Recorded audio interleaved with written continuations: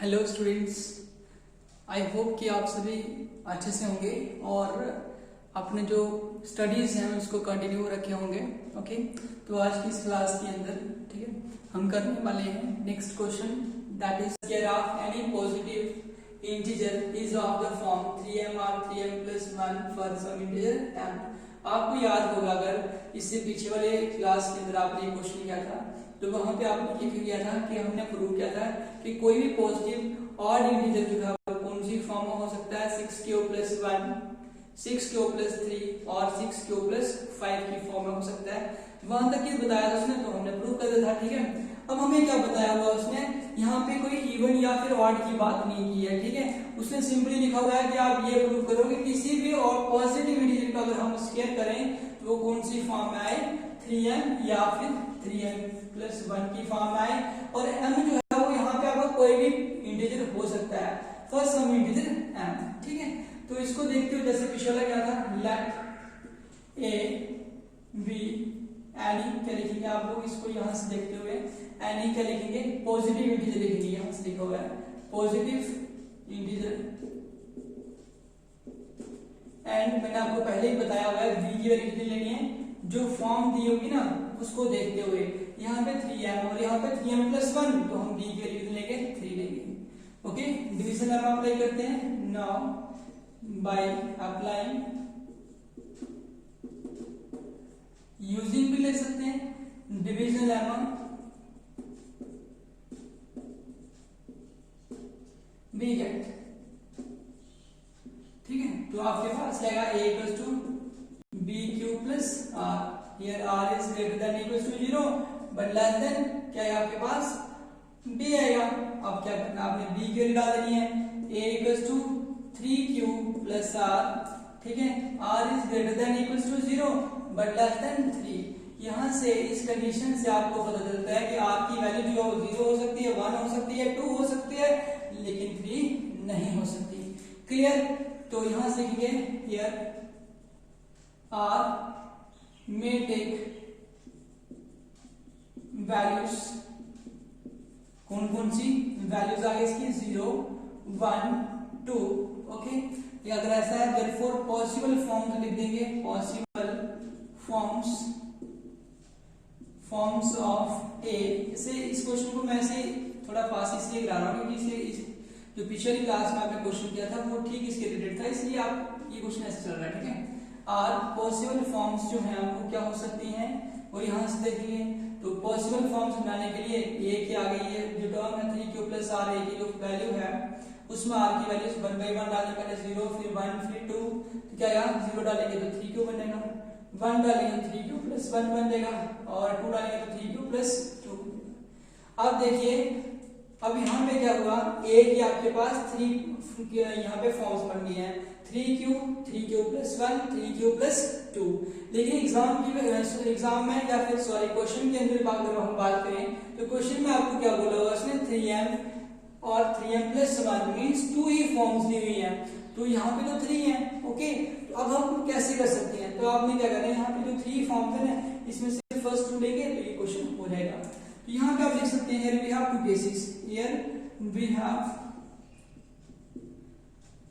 देखा जाए 3 केसेस हैं फॉर्म्स के हिसाब से केसेस, लेकिन हमें क्वेश्चन में 2 फॉर्म्स लेनी है इसलिए हम 2 ही केसेस जो है कंसीडर करेंगे। केस 1 में लेंगे a की वैल्यू कितनी लेंगे, 3q। अब देखिए आपके पास क्या है, कोई a यहाँ पे इस क्वेश्चन के हिसाब से कोई भी पॉजिटिव इंटीजर है जिसकी वैल्यू है 3q, मतलब ये 3q की फॉर्म में है, लेकिन हमने इसको कौन सी फॉर्म में बनाना, 3m की फॉर्म में बनाना। क्लियर, लेकिन इसके स्क्वायर को करना है। ठीक है, देखा ना, square of any positive integer is of the form 3m और 3m plus 1। तो इट मींस कि यहां से करेंगे squaring to both sides, squaring कर देंगे दोनों तरफ इक्वेशन के। तो इट मींस कि लेफ्ट हैंड साइड का स्क्वायर भी करना है और राइट हैंड साइड का भी स्क्वायर करना है, तो कर दिया हमने। ये हमारे पास है a स्क्वायर इक्वल्स टू, यहाँ से किसी भी टर्म को अगर हम 2 स्क्वायर होगा तो उसको हम 2 टाइम्स मल्टीप्लाई कर सकते हैं। ठीक है, अब ये आ गया a स्क्वायर। अब ये जो नंबर बना है ये कौन सी फॉर्म में बनाना है, 3m की फॉर्म में बनाना है, यहाँ से इस चीज का ध्यान रखना है, 3m की फॉर्म में बनाना है। मींस यहाँ पे जो फर्स्ट 3 है ना इसको आपने कुछ नहीं करना है, इसको एज इट कर सकते हैं हम लोग, ये देखिए बचे हुए ये टर्म्स, इंटू लिख दो 3 इंटू क्यू करेंगे तो क्या स्क्वायर बन गया। अब कुछ स्टूडेंट्स ऐसा सोच सकते हैं कि सर ने इसकी मल्टीप्लाई इसके साथ क्यों नहीं की, तो वो क्यों नहीं की, क्योंकि हमें ये 3m बनाना है। Okay, 3 into this term, it means कि ये नंबर जो है ये भी कोई पॉजिटिव इंटीजर है, ठीक है, जिसको हम m ले सकते हैं। तो क्या आएगा, a स्क्वायर इक्वल्स टू 3 और इसकी प्लेस पे m, ठीक है, इसको नाम दे देना आपने फर्स्ट इक्वेशन। लेकिन यहां लिख देना है यार m की वैल्यू कितनी है 3q स्क्वायर, और m उसमें मतलब कि कोई भी इंटीजर हो सकता है, इसलिए इसी तरीके से इसकी भी तो कोई इंटीग्रल वैल्यू ही होगी। तो हमने मान लिया कि ये m है, तो ये आपके पास फर्स्ट फॉर्म का प्रूफ होगी। इसी तरीके से हम लेने वाले यहाँ पे केस कौन सा वाला, केस सेकंड में हमने एक ही सेकंड वैल्यू लेनी है, फर्स्ट 3q ले ली है, अभी कौन सी वैल्यू लेनी है, हमने 3q प्लस 1 लेनी है, क्लियर। तो हमने यहां से ले लिया 3q प्लस 1। अब ये आपके पास बन गया a, एनी पॉजिटिव इंटीजर जो कौन सी फॉर्म में है 3q प्लस 1 की फॉर्म में है। लेकिन इसमें हमें क्या बोला हुआ है कि ये शो करो कि इसका स्क्वायर जो है कौन सी फॉर्म में है 3m प्लस 1 की फॉर्म में है। तो स्क्वायर दिखाना ना, तो हम कर देंगे स्क्वायरिंग टू बोथ साइड्स, ठीक है, वी गेट, तो स्क्वायर कर लेते हैं।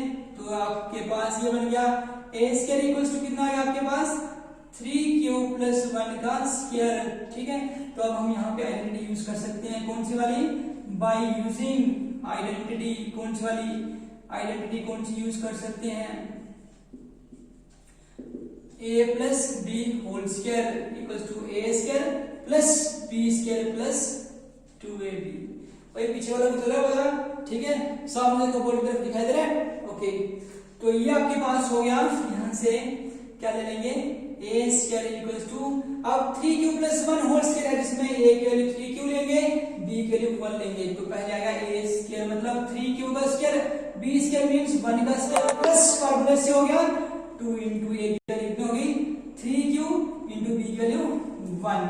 तो ये आपके पास हो गया a स्क्वायर इक्वल्स टू 3 3 कितने हो गए 9, ले सकते कोई दिक्कत नहीं है, 9q स्क्वायर हो गया ये प्लस 1 का स्क्वायर 1 2 3 16।